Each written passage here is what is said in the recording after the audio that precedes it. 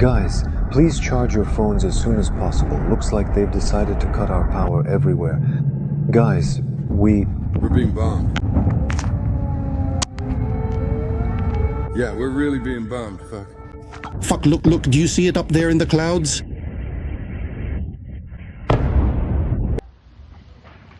Haha, not you? Oh shit. Lightning, friends. 500,000 people are without power. A total blackout in the occupied territory of Donetsk region. 2340, the whole city is without power.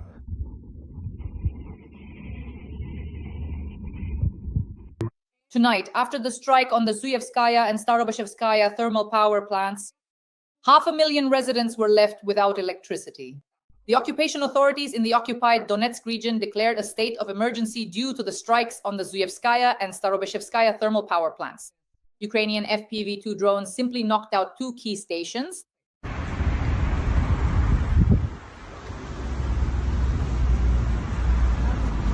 And this is just the beginning. Today there was a series of powerful strikes. Guys, we're being bombed. We're being bombed, damn it. Shit. There, do you see it in the clouds?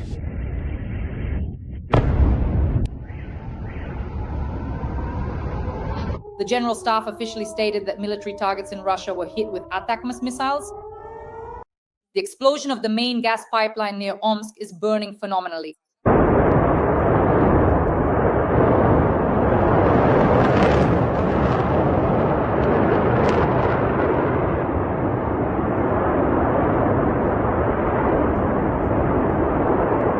An attack on the Sakskaya CHP in Crimea, a fire at the Veshkaima substation in the Ulyanovsk region, the CHP in Oriol was blown up, as well as the sabotage of a railway in Poland, for which Russia is being blamed. An encounter with an explosion. A short distance away from MAK, which was likely aimed at the train exhibition on the Warsaw-Damblin route. Last night, a whole wave of strikes and sabotage swept across Russia and the occupied territories. Donetsk region occupied territory is in darkness.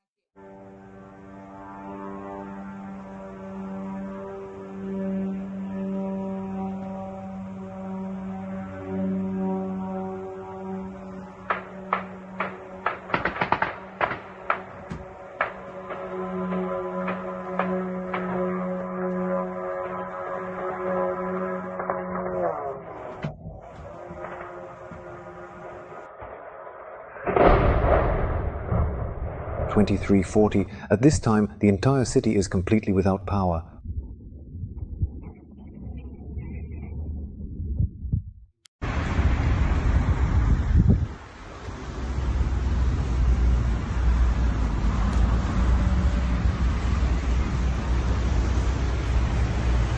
Omsk is engulfed in a fiery gas blaze.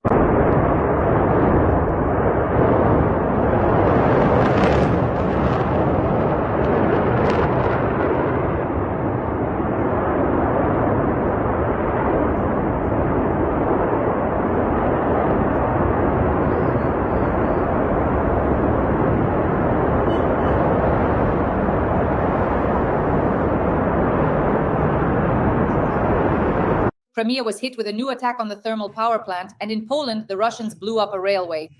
And of course, the trail leads back to Russia. Friends, it's November 19th.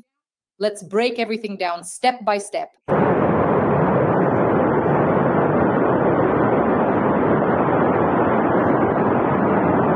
Friends, please like this video and let us know in the comments where you're watching us from. And a few words of support for the armed forces of Ukraine. Let's get started. 500,000 residents in the so-called DNR are without electricity. A strike on the Bum thermal power plant. At night, Ukrainian FBI Firepoint drones attacked the Zuyevkaya and Starobeshevo thermal power plants. Transformers, power lines, and boilers were damaged. The transformers of the second boiler were hit and are completely out of commission. The terrorist Pushilin admitted that dozens of settlements in Donetsk are in darkness. And this is one of the largest blackouts in the occupied territories of the so-called DNR. Let us emphasize right away, the Russians use these facilities for military logistics and turn local residents into hostages. And now the most interesting news, a massive explosion on a gas pipeline near Omsk, a nuclear mushroom cloud over the city. In Rostovka near Omsk, a main gas pipeline exploded during the night. A pillar of fire rose dozens of meters into the air. Locals report the smell of gas. There is panic all around. This, of course, is the work of those who care. A total act of sabotage, a fire. Dozens of fire crews work to extinguish it. Not drones, but the scene is infernal. It's just perfect for anxiety-inducing news blogs. A railway was blown up in Poland. The trail leads to Russia. Reuters reports, citing intelligence agencies, that the railway sabotage in Poland is the work of Russians. The Minister of Defense stated directly that the trail leads east. This is part of Russia's hybrid war against Poland, NATO, and Europe. This is not just sabotage, it's an escalation. The Saki thermal power plant in Crimea has been damaged. Ascent Analytics has obtained fresh satellite images. Serious destruction of the main building of the Saki power plant is visible. Strikes were carried out. On November 16th, part of the equipment was put out of operation. This is a blow to the entire power system of Western Crimea. There have been a number of blackouts there. And the substation in Oriol is on fire as well. The Veshkaima substation in Ulyanovsk region is on fire after an attack by Ukrainian drones. 900 kilometers from the Ukrainian border, the 500 kilowatt Veshkaima substation is burning. The substation is very old, dating back to 1956, but it is important. It connects the power systems of the Urals and the center. Strikes on thermal power plants in the regions that form a ring around Moscow are our second stage of working with Russia's power system. At this point, we are trying to ensure that Moscow experiences a total blackout. That's why, by tightening the ring around Russia, we are regularly attacking all the thermal power plants near Moscow. Strikes on military targets in the Belgorod region, large-scale explosions, and air defense systems were active there. There was panic in local chats, the sounds of explosions, air defense firing at Ukrainian armed drones, the destruction of a major military facility, and of course, enemy personnel. And in the center of Moscow, a large-scale emergency situation. The Cathedral of Christ the Savior is on fire. A thick column of smoke is covering the area. A luxury residential complex nearby has also caught fire. On Somonovsky Drive, workers found themselves trapped by flames at a height. Firefighters simply couldn't get up in time. Meanwhile, a series of new emergencies is unfolding across Russia. In the Kursk region, the Zinkum plant, which supplies materials for the Russian military sector, is on fire. At the same time, occupied Donetsk is plunging into total darkness. The Chaikina substation, 330 kilowatts, has been blown up. There is no electricity throughout the entire occupied part of Donetsk region. In Makivka, Sinovata Chast, Horlivka, and Nakivo, fires can be seen over the cities. Russia is burning, the occupied territories are plunging into darkness, infrastructure is collapsing, Europe is recording acts of sabotage, and the Kremlin is in a panic, trying to put out fires on all fronts at once. We continue to monitor the strikes, the technologies, and the consequences for the war. As soon as we have new information, we'll definitely go live, but for now, take a look at a top-notch breakdown of Russian propaganda. No stories today. Will be told very soon. So what will happen? Will we win, Gennady Andreevich? Don't take this seriously. We took Berlin 3 times, and if needed, we'll do it a 4th. Everything will be fine. No need, no need. I'm a peaceful person. I'm for peace. I, for one... I'm in a state of mild rage. Yesterday, for some reason that was not immediately clear, there was a formal presentation event featuring a humanoid robot in our country. But before that, we already had such robots, we showed them off. There was Fedor, the robot, he did something, a manipulator. Listen, who are you trying to fool? Just explain, what are you doing? Seriously, what are you doing? Why? The company was just recently founded, so they went ahead and showed it off. We're here, there, how great, the funding has already been allocated. I can't use foul language, but a lot was clear to everyone. And so, to the sound of rock music, they bring out the Russian humanoid idol onto the stage. 2 guys walk with him, and basically he just falls flat on his face.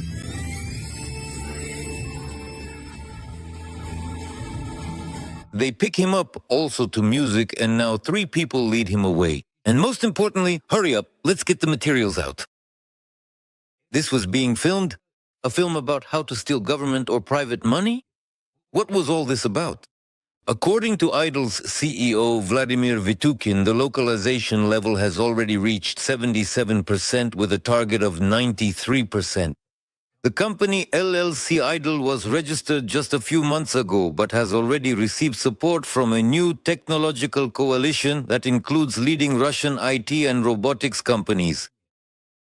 A source in the market told Aria Novosti that Idol's value could range from 100 to 300 million rubles.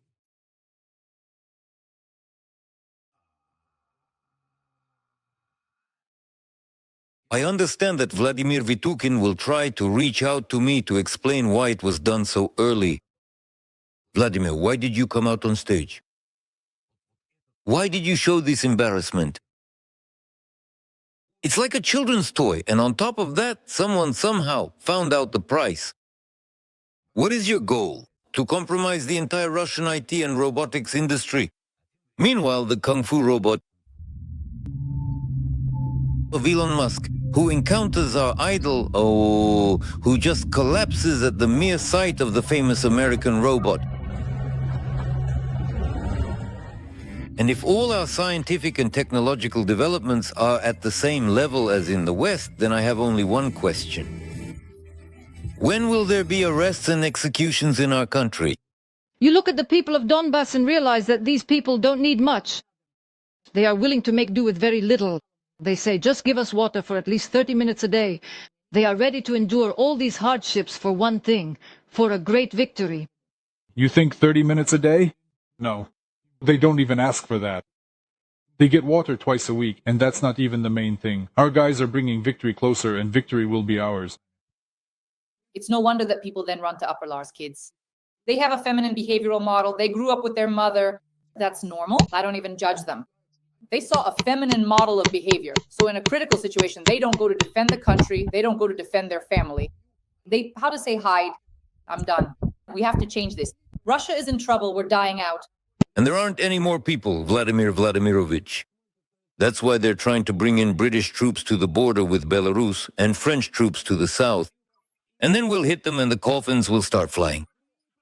If there's anything left to bury after tactical nuclear weapons, speaking of Vladimir Vladimirovich's prophetic qualities, do you understand today what will happen in 2030?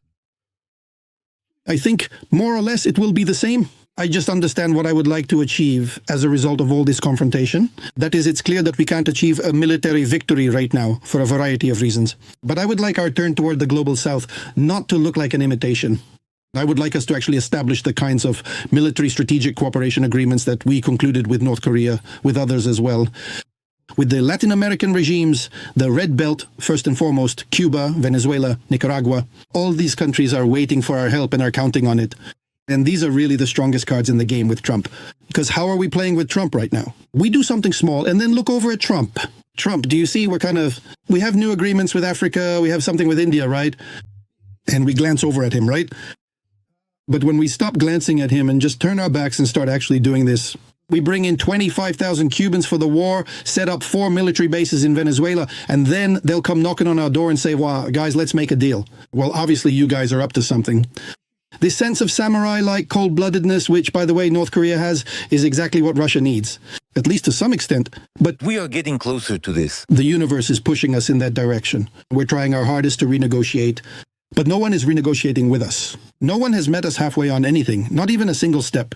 For the past 2 or 3 years, we've been telling everyone, let's do it this way, here and there. We'll give this back to you. We won't go there. We won't denazify here. We won't overthrow Zelensky. And also, we won't use really big bombs. But no one is willing to meet us halfway on any of this. So, once again, Trump said, no Donbass, no Zaporizhzhia, no Kherson, nothing like that. Just make peace somehow. So that Trump could get the Nobel Prize, and then, well, we'll see how things go from there. We'll see how it goes. That's it. Our well-intentioned proposals, which we genuinely believed would be effective and helpful, just hit a wall, encountering unexpected resistance along the way. What is said about women? What are their roles?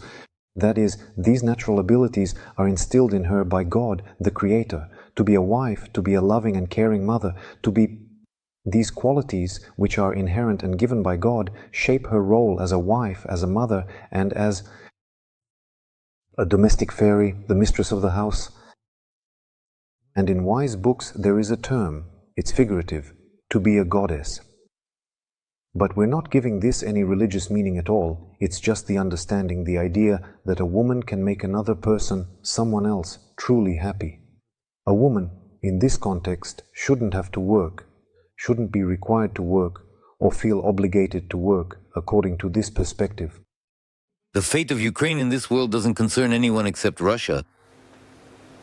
And the Ukrainian people, only our Ukrainian people are already here. As for those who are still there, I don't care about them at all. Not a single one. There's not a single one left there. For me, there isn't a single one left there. Maybe 100 people are underground. They applauded the move to the Kursk province. They were happy about it. They continue to support the Nazis with their taxes. They will all be held accountable for this, except for those who realize it in time and repent, to leave Ukraine or make an effort to prove that they are against this Nazi regime. That's what they've done to the country. And now, are the Ukrainians who are dying at the front, who are just being ground into dust, is this what they're fighting for? So that their sisters, their wives, and their daughters are forced to work as prostitutes in German brothels, while their fathers, brothers, and sons are sent away to be slaughtered.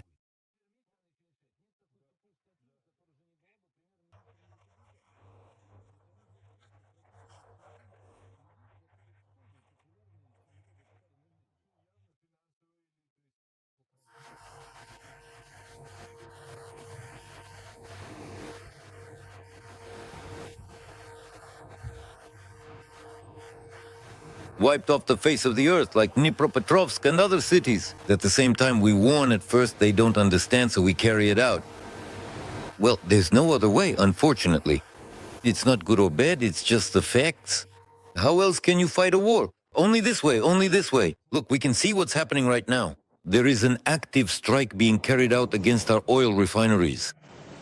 Is this Ukraine doing it? Of course not. Is it through Ukraine? It's the British and the same Americans who provide intelligence and relay it. I have only one question. Are we ever going to start paying attention to this? How many times have I raised the issue of air defense on this show? No, I get it. Apparently the brilliant idea is to turn off mobile internet and that will immediately stop everything from flying. I understand that the brilliant idea is to implement a carpet airspace closure, after which suddenly people can't fly during vacation season and are stuck in airports. That really helps a lot. I just don't understand what it helps with. Because all of this supposedly helps a lot, but the debris, as they now say, from downed drones causes such damage that you can't understand. Does anyone take responsibility for that? Are they being held accountable in our country? No, I think the Democrats would actually be better for us, because Trump is the kind of person who could make a very radical decision. And he will. And he will, definitely. And we'll see the hazel tree bloom. And finally, Poseidon Sarmat. What beauty. Why will you finally see how beautifully the storm petrel flies over the gray, flat sea? What? You're just like, you followed Obama's path. That's a vicious path. And why do you like to step not only on your own rake, but also on the rake that others step on? And not learn from them?